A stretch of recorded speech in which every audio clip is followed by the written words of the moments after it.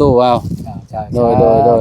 ขอบใจเด้อผู้ใจบุญทั้งหลายเด้อขอบใจปรารถนาจึงได้อะไรจึงนั้นเด้อเพิ่นก็บ่ได้ประสงค์ออกนามดอกทางอ้ายเจ้าทางอ้ายใหญ่ใจดีอยู่ทางสหรัฐพุ่นแหละเนาะถูก เราก็ว่า โอ้ยพ่อตู้ปืนแก็บได้เมียน้อยแล้วโอ้ยเราอยากให้บำรุงอันนี้แหละเอาไปตัดผมนำเจ้าแม่นแล้วตัดแล้วไปตัดผมนี่เด้อตัดผมลูกหนวดเด้ออวยพรอวยไส้ให้เพิ่นได้อยู่บ่ก็ได้ทางอ้ายใหญ่ใจดีเจ้าอ้าวในรายการเด้ออ้ายใหญ่ใจดีหลายเอ้ยอวยพรให้นะนี้ให้อยู่ดีมีแห้งเจ็บอย่าได้ไข้อย่ามีเด้อปรารถนาสิ่งใดให้ได้สิ่งนั้นให้ร่ำให้รวยให้ช่วยให้เหลือพวกข้าคือเก่าแน่สาธุ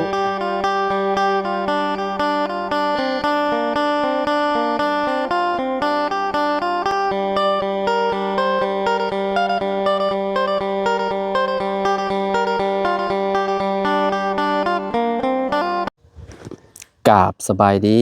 สวัสดีพ่อแม่พี่น้อง FC เบิร์ดสุขุสุคนเนาะบ่ว่าสิอยู่ในและก็ต่างประเทศเด้อพี่น้องเด้อเนาะมาพบมาพอกันกับเฮาเส้นเก่าเส้นเคยพี่น้องเนาะเอามื้อนี้พี่น้องเฮาก็เดินทางมาทางบ้านพ่อตู้ปืนเก็บหรือว่าพ่อตู้ได้เมียเด็กกันแล้วนะพี่น้องพอดีว่ามีทางผู้ใหญ่ใจดีเนาะหรือว่าผู้ใหญ่ใจบุญนั่นแหละเพิ่นฝากเงินมาให้ทางพ่อตู้ปืนเก็บนะพี่น้องเนาะจำนวนเงิน$100นี่ก็ได้อยู่2ล้านกับ80,000พี่น้อยเนาะเฮาก็ได้ซื้อนมเนาะแล้วก็หมูมาให้เราพี่น้อยเนาะพอดีว่าทางอ้ายเนาะเพิ่นเบิ่งคลิปแล้วโอ้ยว่าอีต้นสงสารเราเด้ว่าอยากให้น้องซื้อนมซื้อแนวอยู่แนวกินไปให้เราแน่ว่าซั่นเนาะมื้อนี้ก็เนาะเดินทางมาหาเราแล้วพี่น้อยเนาะถือว่าเป็นความโชคดีของเราเนาะได้เงินจากผู้ใหญ่ใจบุญพี่น้องเอ้ยเนาะผมยังของเราก็บ่ได้ตัดพี่น้องหลายเดือนเลยบ่แม่นเป็นปีแล้วบ่จักผมประตูปืนแก็บนี่เนาะไปเบิ่งนำกันพี่น้องผมเรานะพอดีว่าทางอ้ายเพิ่นน่ะให้ประตูปืนแก็บไปตัดผมเด้อว่าซั่นเนาะเพิ่นก็เลยให้เงินเรามาเนาะก่อนอื่นก็ต้องขอขอบคุณเด้อทางอ้ายใหญ่ใจดีเนาะที่ให้ครับเป็นสะพานบุญให้ก็ขอให้อ้ายอยู่ดีมีแห้งความเจ็บบ่ให้ได้ความไข้บ่ให้มีปรารถนาสิ่งใดก็ขอให้ได้สิ่งนั้นเด้อนอนหลับให้ได้เงินหมื่นนอนตื่นให้ได้เงินแสนเพราะว่าเจ้าสิเฮ็ดธุรกิจหยังค้าขายหยังก็ขอให้เจริญในหน้าที่การงานตลอดปีและตลอดไปให้ประตูเพิ่นเก็บมา100ก็ขอให้กลับคืนไปหาเจ้าเป็นหมื่นเป็นแสนเป็นล้านเท่าดอลลาร์พุ่นเด้อทางอ้ายเนาะเพิ่นก็บ่ได้ประสงค์ออกนามดอกเนาะเพิ่นก็อยู่ทางต่างประเทศอยู่สหรัฐอเมริกาพุ่นแหละเด้อพี่น้องเอ้ยเนาะก่อนอื่นก็ขอบคุณพ่อแม่พี่น้องเนาะทุกๆคนเลยที่ติดตามและเป็นกำลังใจให้เนาะบ่ฮู้ว่าพอตู้เพิ่นแก็บเพิ่นสิดีใจซำใดเพิ่นได้เงินครั้งแรกในชีวิตเลยได้เนาะจากFC พี่น้องเอ้ยเนาะไปหาเรากันเลยพุ่นแหละเราอยู่เฮือนเราพุ่นแหละพี่น้องโดยนมเฮาซื้อมากับโอ้มีเล็กตะซอยแล้วก็ดีน่าพี่น้องเอ้ยเนาะทางอ้ายเพิ่นว่าโอ้บ่อยากให้เรากินนั่นM100ปานใดว่าซั่นเนาะแล้วก็หมู2โลหมูนี่ซื้อมา220,000เนาะพอดีว่ามันเลย2โลไปหน่อยนึง2ขีดเนี่ยเพิ่นก็ตี20,000แล้วได้พี่น้อยเนาะแล้วก็นมนี่เฮาซื้อมา145,000เนาะเบิดนี่300,000ปลายพี่น้องเอ้ยเนาะเอาพ่อโตโดยเอาเจ็บอย่าได้ไข้อย่ามีโดยเอานั่งก่อนขออนุญาตแน่เนาะเป็นจังได๋มื้อนี้มาแต่ไสโอ้ยพอก็มันคงกินคงอยู่ไปชั่งก็บ่มียามนี่ล่ะพยายามกระแทบแต่เช้าก็ได้กระแตน้อยตัวนึงกินแล้วแต่เช้ากินเรียบร้อยเลยกินอยู่เฮือนเมียพุ่นอยู่นี่บ่มีข้าวมีน้ำลงไปกินเฮือนแม่กินแล้วก็ขึ้นมาพี่โดยเมื่อยนี่แล้วเป็นอะไรทางให้แล้วแหละทางให้หันมาแล้วยาแล้วว่าจากทางต่อมันผู้ดีไทยบ้านเขาว่ายามันเวลาจูดมันสิใหม่มันต้นเขาสิตายมันไก่กันมันต้นเลยยาทางเอาชำได้ชำนึงบ่นบ่ไก่มันต้นเขาหั่นแล้วก็บ่แล้วก็ยาฉะมัน เฮาจูดแล้วมันสิลวกมันต้นเขามันอยู่ไกลด้วยแคม โอ้ได้หลายเติบแล้วเหรอวะ หลายเติบแล้ว เออ เวลาเป็น ปะไว้ ทำ ประมาณ เขา บัดเดือนนี้พุ่นแหล้วเนาะจังจูดเนาะ อันเด็กเขาจูดแล้วเนี่ยรอบๆนั่นไผเขาจูดให้แล้ว ของเขาเจ้าทาง เขาทางดน ดนแล้วก็เจ้าก็จูดแล้วเนาะ เฮาหมด เป็นได้ลูกชาย ลูกชายก็ กินนมเปลืองอยู่บ่ โอ้ยคืนหนึงชามกล่อง ฮะ คืนหนึงชามกล่องมันกินกล่องเฮาส่ง อ๋อคืนหนึง3เต้าโห ชามเต้าชามกล่อง ชาม4เต้า โอ้ กินแห้งแต่ว่าคนกับมัน คือบ่เห็นตุ๋ยเห็นพีไปจังนะ อ้าวมันยังบ่ใหญ่ ยา เด้ มัน ยังบ่มาเด้เพิ่นกินนมหลายเนาะกินนมหลายก็ดีคือกันเพิ่นจะสิได้ใหญ่ไว มัน แต่พอ เชื่อมเขาได้หั่นได้แม่ พอ มัน เลย ยำเขาแน่ แต่พอนี่ติสิหาเงินได้ทัน ก็บ่ไหวแล้วก็ยอมนั่นนี่มันก็ อืม มื้อนี้ก็ว่าสิไปชวนดาวหุง อืม มันต้นดาวหุงหั่นมื้อหนึง150,000เลยบ่ได้ไปเมื่อยแห้งแล้วไม่ได้มาเฒ่าไป คือเจ้าจ้าง จ้างเลย เออ คนมันต้น จังแรกเจ้าว่าเจ้าสิไปบ่ ว่าสิไปแล้วเมื่อยแห้งแล้วโอ้ บ่ไหวติ มันไกลแน่ย่างพุแปะหวยกะทิ อืม ชวนเราโอ้กวางนี่ได้ชวนดาวหุง อ่า เป็นเดือนก็จังสิแล้ว อืมเจ้าก็เคยกินอยู่แล้วว่านมอันนี้ โอ้ก็กินนั่นแหละมันก็แซ่บมันแล้วก็มีนะ นมบำรุงได้ตัว เออ บำรุงแล้วก็เล็กแต่ซอยผู้เฒ่าเนาะเฒ่าแห้งแล้วก็ต้องบำรุงแน่แหละผมนี่เป็นอะไรคือจงไว้ มันบ่เป็นจงแล้วมันตัดในบ้านก็ยากหาหมูก็ยากแท้ๆก็บ่มีเงินมีคำ พี่เจ้าเอาเท่าไหร่ ย ให้ตัดอยู่ในบ้านมีบ่คนตัด ก็มีแล้วคันหา เออคือเจ้าเอานำ 10,000พุ่นแหละ 10 20,000 ชาวบ้าน 10 20,000ก็บ่มีบ่ บ่มี เออ บ่มีคันมื้อใดได้กระแตบางเทื่อก็มื้อใดได้นกขายได้10,000 อืม แล้วเพิ่นจะกินอย่างอื่นซะเป็นยาสูบเป็นยังสูบยาอีก อืม มันเลยอันนี้นั่น เจ้าซื้อมาเท่าใดใส่สังกะสีเจ้าเพิ่นเจ้านี่เบิดจังล้าน ลุงข่อยไปซื้ออันนั้นโด่งมาเลยเด้อนี่ก็ไปเลยเห็นบ่นี่เจ้า เบิดเท่าใดวะซื้อสังกะสีมา จักเท่าไรแผ่นหนึงเท่าไรสังกะสีนี่แผ่นหนึง30ปลายตะกี้ อืม ชื่อ จักแผ่นทั้งหม ตัว ด รุ่นล่าสุดอันนั้นเอิ้นว่าตู้ที่โหลยกว่าหมู่วัดนะอยู่ใน เออ อันนั้นอยู่ในโรงงานไปเอาด้วยโรงงานจักแผ่นละลุงกับพ่อยนะอันนั้นพ่อยบ่ จังกะสีอันบางๆนี่เนาะ 10ประมาณ20นี่แหละ ประมาณ 10 20เนาะข้างละ10เนาะ อืม อืม เช้า ตะกี้น่าสิประมาณบ่30ก็ บ่ได้แล้ว 40,000 นอ เนาะ นบ่ได้แล้วมื้อนั้นฝนตกหน่อยหนึงมื้อนั้น บัด หยุดแล้วหัวเราต่อ บัดนี้สิเท่าใดเด้เนาะ จังว่ายอมแล้วมีตั้งแต่ มันบ่มีช่างคันบ่ได้ช่างกะชีใหม่เปลี่ยนนั่นมีแต่ชื่อสกอตนั่นแหละขึ้นไปญาติตัวเองสิขึ้นแล้วบาดนี้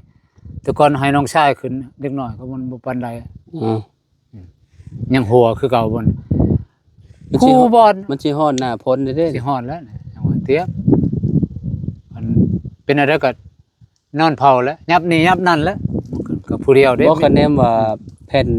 ราคาบ่แพงปานใดก็ซื้อมาแล้วก็เอามาอันบ่ต้องลื้อตัวเก่าตอกซะเลย ได้บ่เนาะนี่เอาถมใส่ตัวเก่ารถ มันก็ได้หั่นแหล้วแต่ว่ามันก็สิ้นเปลืองแล้วสิว่าเฮาหือตัวนี้จะเฮ็ดแนวใหม่เฮ็ดเรือนของเงินควบไปก็ได้อันนะ อืม แบบนั้นก่อนว่ามันตอกใส่เลยแล้วมันก็อันนั้นแหละมันก็แห้งคักเลยมัน อืม แต่ว่ามันหัดสิ้นเปลืองตัวนี้อยากได้ตัวนี้อีก อืม ยังบ่มีเฮือนครัวเลยอยากเฮ็ดเฮือนครัว อืม โอ้เมียก็ทั้งเมียอยู่บ่ได้แล้ว พ่อเมียจังจะอยู่บ่ได้ อยู่ เนาะ บ่ได้แล้วก็จะเป็นเฮาแล้วแท้ก็จะทิ่มก็สิได้สิบายก็คิดเฮ็ดเฮาซำนี้แล้วสิวนวายนํหาลูกหาเมียใหม่มันก็ยากอดเอา โอ้เจ้าก็อืมเฮ็ดจังไดดีล่ะสมมุติว่าลื้อตัวนี้ออกลื้อตัวนี้ออกแล้ว คัน ก็ เฮาได้นี่เฮาได้มา18นี่มันชื่อเนาะ อืม ไม่18นี่ก็ คักเลยติ โอ้ ตัว5เม็ดนี่ มันมีไม่ บ่ ไม่ พอจักบาท 48กับโต้หนึง จากตัวหนึงเท่าไหร่ ตัวหนึ่ง ตัว5เม็ดนี่ตัวหนึง ประมาณโอ้50-60พู้นแหล้ว โอ้ เพิ่นเกือบแสนพู้นแหล้วเขาว่ามันก็ หลาย มันยาวเด้ ห้า ตะ เม็ด กี้มันก็บ่ได้แพงปานใดตะกี้ตอนเงินบ่เพ้อปานใดก็ประมาณ30-40นี่แหละเพราะว่าตอนนี้น่ะมีแล้วบาง6-70 โอ้คันใดตัวนั้นเนี่ยบ่คักบ่มีหัวแล้ว มันตอกเหล็กตะปูก็มันเนี่ยมันแจบเนาะ แม่ มันบ่คดบ่หยังเด้ เพราะว่า มันแจบ อันนี้จะตอกเสียไม้อันนี้ไม้กลมเนาะ ไม่ก้มแล้วบางเทื่อมันคดนั่นนี่ก็มีบัดนี้เฮาตอกก็บ่ชื่อแล้ว มันบางทีมันบ่ถึก เออ แล้วมันก็สิงอแงไป เบี้ยวไปในนี้บางเทื่อน่ะ อืม ดาดน้อยเดียวน่ะมันก็เงียงนี่ อยู่ก็บ่ได้ อดนะจะเป็นแล้ว มันวาสนาโชคชะตาเลยเด้ บั้นท้ายของชีวิตเลย อ่า ดูเอ้ยมันจะเป็นอะไรก็ สิ เป็น ฮอดเวลาแล้วเด้นี่ เออ สิฮอดเวลา ฮอดแล้ว สิฮอดยามแล้วเด้ ตกเลยได้เทื่อหนึงเนี่ยก็ ยาม อยู่บ่ได้แล้วยับไป อืม โตหัวโลดมันหัวใส่ว้าเอาบ่หัวคอยปานนี้ก็ยังหัวเอา บ่เจ้าบ่เพิ่มบ่เฮือนครัวก็ได้ เจ้าบ่เพิ่มลือออกก็ได้บัดแล้วเจ้ามีเงินแล้วเจ้าจังอันนั้น เจ้าจังซื้อเอาไหมสังกะสีเจ้าซื้อมาตอกอันนี้ก่อนเจ้าก็ไปถามราคาเบิ่งก่อนคันว่าเจ้ามีเงิน บ่มีแล้วยากโอ้ยยากเงิน ล้านป้ายสิพออยู่บ่ เจ้าว่า จังหวะระดับชาวแผ่นล้านปลาย ก็ไปถามเบิ่งว่า ถึกแผ่นหนึงเท่าไหร่ มันก็บ่ได้ยาวปานใดเด้ ขนาดยาวเท่าไรจักฟุตนี่นะจังสิเห็นเจ้า เฮือน5เมตร ประมาณ2ฟุตกว่าจัก มองนั้นแหละสิยาวปานใด บ่ได้ยาวมันก็อยู่ในอันนั้นคะแนนว่ามันยาวมันก็แพง อันนี้สั้นๆน่ะบ่แพงปานใดดอก ชื่อก็อ้ายเมียนะไปชื่อ ระดับ เงินก็มันบ่ถึงแน่เงินบ่หลายหรอกเลย เท่าใดจะเอาเงินให้เราตอนน่ะ โอ้ยแผ่นหนึง30จักฮอดล้านบ่ได้ 7-8 แสนนี่ล่ะ มันก็ได้อยู่ซะ มาบัดละมุงบัด ระหว่างมุงเฮือนกับนมลูกเจ้าสิเอาอันใด โอ้ยเอานมลูกพุ่นละ เอานมลูกบ่ อดนอนเอานี่ อดนอนบ่เออ จอดอันนั้นเอาจ่ายเอากาวอันนั้นเลย อืม ของ ไปซื้อ กินขาย ไปซื้ออันนั้นมาติ เออ ไปซื้อไอ้แผ่น มันจะขึ้นเอง เนาะ เอา อืม เอาแป้นขึ้นคอยตูดหาดครับ อืม ลบมันหัวกระเดียกระดอมันลบ อืมบ่ลบ ข มัน นาด เนาะ ลบลบหนึ่งบางเทื่อสิหาสังกะสีใหม่มาปกอีก อืมฮะ สิขึ้น เจ้า ฮ็ดอง เจ้าก็ซื้ออันน่ะมาซื้ออันลบมาใหม่ เออ ซื้อแต่อันลบมาลบมองอันนี้เอาลบซองเลยเจ้าว่ามันหัวมองอันก็เจ้าลบเด้ เจ้าเห็นบ่กระป๋องข่อยหอยจนลายมันลบ อืม ลบมันนั้นโอ้ยจักเขาเห็นได้คือว่าแล้วคนขี่ม้าขี่ก้าวเนี่ยขึ้นไปเฮ็ดก็ได้นะอายเมีย อืม บัดขึ้นบัดบ่ได้เฒ่าแก่ระยะตกยานหยังแน่ อืม ให้วัยรุ่นเขาขึ้น ไปตัดผมแทหนวดออกกันสิคืออยู่ดอกสิหนุ่มกว่าเก่าอยู่ดอก แนวมันแล้วเว้าไก่ นี่ งามคนแนว ปล่อยผมยาวไปเลย ไก่มันงามย้อนคน อ่ะ คนมันงามย้อนแต่ง แม่นแหละ คนเหี่ยวๆแห้งๆแต่งมันมือก็บ่งามอีกคือเก่าได้ แม่น เอาโชว์บิดมึงแม่จะไปแต่งมึงแม่ หรือว่าตาจีกตาบอดหัวเบี้ยวหัวเงียง อืม อันช้ำว่า อืม หน้าธรรมดาคือเฮาเจ้าข่อยนี่มัน แม่นเลย ผมเปื้อนผม เขาสิ อันนี้นั่น คออันหัวจังไคน้ำเจ้า เอาโล มื่ ดโอ้ยคอยังเอาโลด เอาเมื่อ ปลูก อั ยั น งอ่ะ อันนั้น อ่ะ เมื่อไว้ใช้ต้มไก่ อึดช่างหันคุดเอาโลดแหละ มองเฮือนผักพอ บ้านพัก โอ้คักแล้วทำไก่ต้มไก่ แล้วนี่เจ้าสิเฮ็ดให้ได้กินสมู2โลเลยตากเอาตัว ตากแล้วตากแห้งแล้ว ตากแห้งเม่นเพราะว่ามันแดดๆอยู่ กินยาวนาน กินได้หลายมื้ออยู่เมียเจ้าก็กินได้อยู่ว่า กินได้ก็จะบ่เอาไปพุ่นหมดแล้วบ่ไว้คน หลายคนเด้เจ้าก็เอาไว้อยู่เพื่อนเจ้านี่ ชื่ แหละ อยู่พี่นะ อืม คนมีอายเนาะเขามีแต่ขี้มาขี้เก้ามีนอนกับนอนนี่ อืม ตื่นมากิน อืม ไปเบิ่งบ่ออกแล้วนี่บ่ได้หาชมหากินอิหยัง อืม นอนท่าแต่กินโอ้ย บ่ไหวเลยเนาะ บ่ไหวแล้วคนบ่อยากไปอยู่นะคนหลายแน่นอนเรื่องลางางอยู่ มุนมัดได้คนหลาย มันอยู่เฮือนหลังนั้นก็มานอนอยู่หั่นตั้งแต่วานนี่พุ่นน่ะ เออ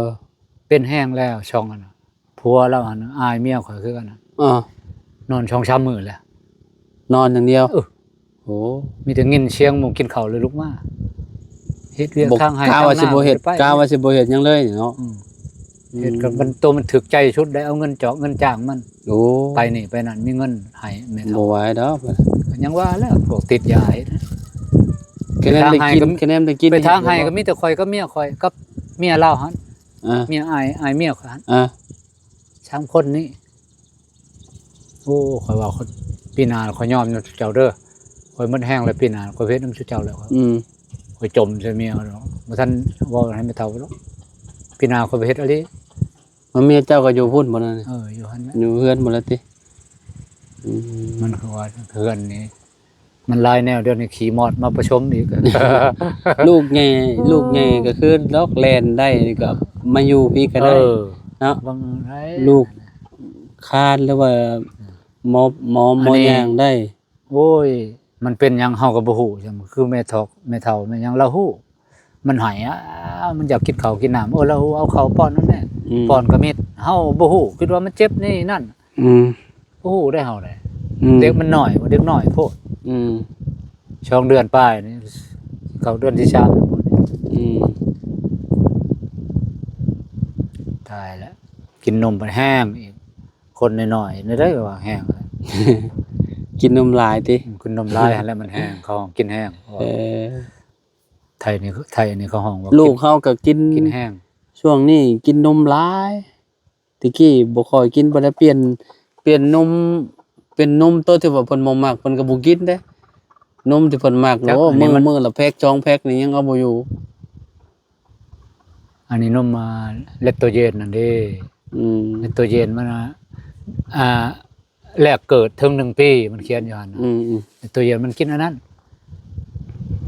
กันปีหนึงกันไปแล้วก็ปะแล้ว อืม เอาตัวใหม่แล้ว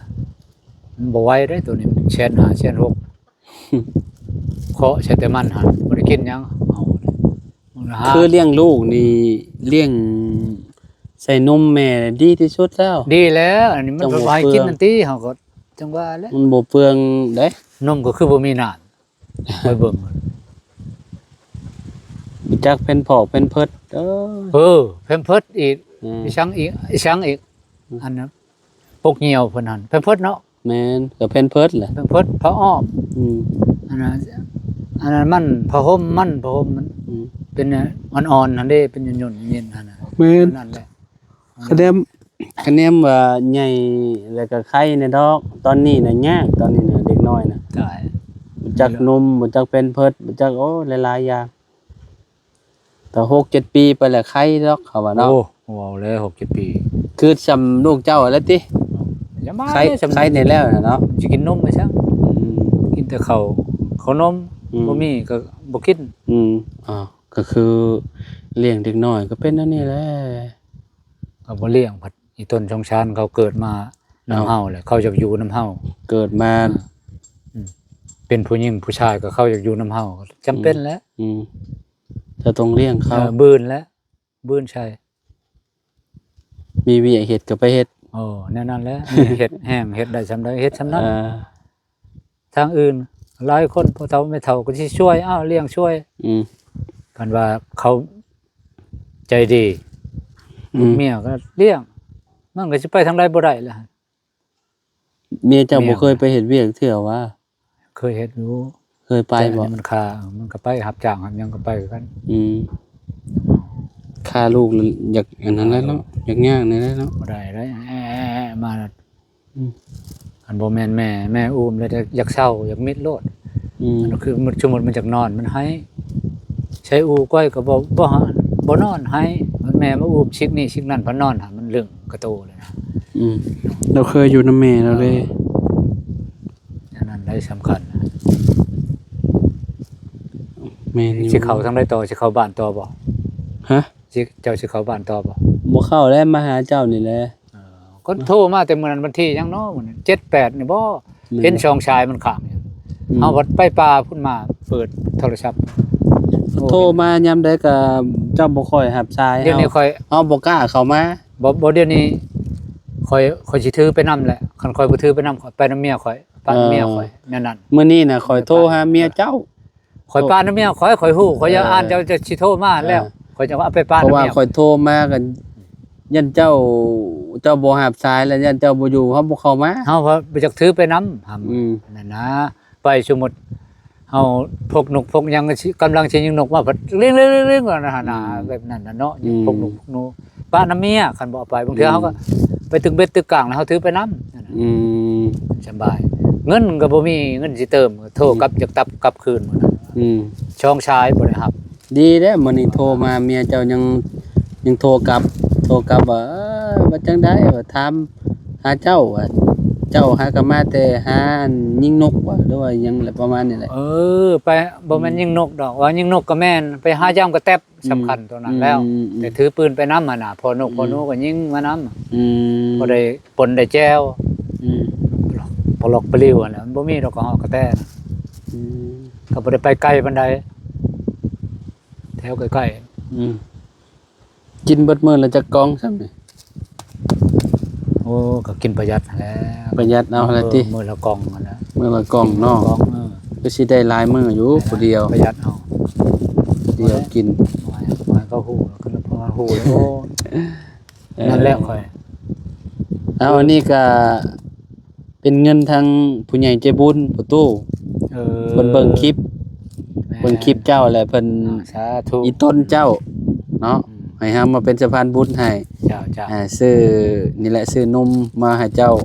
เนาะเพิ่นบ่อยากให้เจ้ากินปานใดว่าอันพวก M100 มันบ่ค่อยดีปานใดว่าเฒ่าเลยก็เลยอยากให้บำรุงนมเมา ขอบใจหลายๆ อาหารการกินก็อันนี้ ใจ แหละ บุญทั้งหลาย ยังมีอันนี้เด้ยังมีเงินพร้อม เจ้ายังมีเงินอยู่ มันมาจัง เงิน100ดอลลาร์ก็ได้อยู่ประมาณ2ล้านกับ80,000ครับซื้อนี่เบิดไปประมาณ 300,000 กว่ายังเหลืออยู่ประมาณ 700,0001ล้านยังเหลือ1ล้านกับ700,000กับ15,000 เจ้า ประตูเอา โดย ขอบใจเด้อผู้ใจบุญทั้งหลายเด้อขอบใจปรารถนาสิ่งใดอะไรสิ่งนั้นเด้อ เพิ่นก็บ่ได้ประสงค์ออกนามดอกทางอ้าย เจ้า ทางอ้ายใหญ่ใจดีอยู่ทางสหรัฐพุ่นแหละเนาะ สาธุ เราก็ว่า โอ้ยประตูปืนแก็บได้เมียน้อยแล้วโอ้ยเราอยากให้บำรุง อันนี้แหละ เจ้า เอาไปตัดผมนำ เจ้าแม่นแล้วตัดแล้ว ไปตัดผมนี่เด้อ ตัดผมลูกหนวดเด้อผู้ใจบุญเด้อ ไป ขอบใจหลาย ไปเสริมหล่อไปเสริมมันอันนั้นซะ อันนี้ก็มันบ่มีเวลามีแต่ไปก็ไปหากินเลี้ยงลูกโอ้ยนกปลอกปลิวพอได้ปนได้แจวมันเลยบ่มีเวลาหนวดกับผมนี่ผมกับหนวดนี่นั่นแล้ว อวยพรอวยไส้ให้เพิ่นได้อยู่บ่ เจ้าก็ได้ ทางอ้ายใหญ่ใจดี เจ้าอ้าวนั่นแหละก็เด้ออ้ายใหญ่จะดีหลายเอ้ยอวยพรให้นะนี้ให้อยู่ดีมีแห้งเจ็บอย่าได้ไข้อย่ามีเด้อปรารถนาสิ่งใดให้ได้สิ่งนั้นให้ร่ำให้รวยให้ช่วยให้เหลือพวกข้าคือเก่าแน่สาธุ โดยครั้งแรกได้เนาะประตูได้รับเงินจากผู้ใหญ่ใจดีเนาะ เจ้าแม่นพี่น้อง เพิ่นเห็นเพิ่นก็เพิ่นทุกข์คนยากอะก็บุติเพิ่นอันนี้ โดย มันยากยุ่งยากลำบากอะลีบ้านเฮา เพิ่นก็บิแบ่งให้ประตูเพิ่นพี่น้ เพื่ อ อง นที่อ เนาะ ยู่ก็จะล่มแล้วนี่ โดย เฮือนนี่ก็เช่ไปแล้วตั้งเฮือน โอเซ่ได้ เช่แล้วได้นั่นจะได้ค่ำแล้วจังหน่อยมื้อ โอ้คือเซ่ไปจังซั่น เช่แล้วตะกี้มันชื่อได้เช้านี่ได้ โอเซ่ตัวนั้นก็เริ่มแล้วเนาะ เช่หมดนี่เช้านี่ อืม พุ่นมันน่ะล่มมาทางนี้ส่วนหลายมาแต่ทางเก่านี่พุ่นไป มันเฮ็ดบ่ได้ยึกนี่เอ้านอนตายก็ตายเช้าอ่ะ ลูก เอา เมีย โอ นั่น เค ลูกเมีย ซะ อยู่ เดี๋ยวเฮาขอโตวแล้วเด้อตู้เด้อ เจ้าเอา ดีใจนำเนาะ ดีใจน้ำเพิ่นอยู่ผู้อยู่ชาลัดเนี่ยลูกหลานเอ้ยเพิ่นเบิ่งเพิ่นแย่งพอตู้นะ โดยเนาะ ให้เพิ่นร่ำเพิ่นรวยกว่าเก่า เนาะ ให้เพิ่นอยู่มีแห้งคือกว่าเก่า สุขกายสุขใจร่ำรวยกว่าเก่าเนาะ ร่ำรวยเด้อลูกคือกัน โดยขอบใจ ให้ ละ ดีมี ลา แห้ง ย นั่นแหละ ขอบใจละลาย ปรารถนาจึงได้อะไรสิ่งนั้น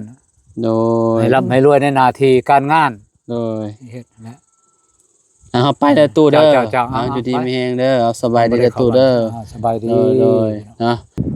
โอเคพี่น้องเนาะตอนนี้เฮาก็มอบเงินให้ทางประตูน้อยแล้วเป็นที่เรียบร้อยแล้วหรือว่าประตูปืนเก็บอะไรเนาะจังได๋ก็ขอบคุณเนาะทางอ้ายใหญ่ใจดีหลายๆที่ให้เฮาเป็นสะพานบุญให้เนาะก็ขอให้อ้ายอยู่ดีมีแฮงให้ร่ำให้รวยบ่ให้ซวยจักเทื่อเนาะให้ประตูมา100ก็ขอให้คืนกลับไปหาเจ้าเป็นหมื่นเป็นแสนเป็นล้านๆเท่าพุ่นเด้ออ้ายใหญ่เด้อเนาะเพิ่นก็บ่ได้ประสงค์ออกนามพี่น้องเนาะ ประตูเราก็โอ้ยดีใจหลายพี่น้องผมเฮาขึ้นเก็บเมียนแล้วเนาะอาหารการกินก็ได้เนาะเอาพอๆกันใหม่เนาะสำหรับคลิปนี้ไปแล้วสบายดีเด้อพี่น้องเด้อ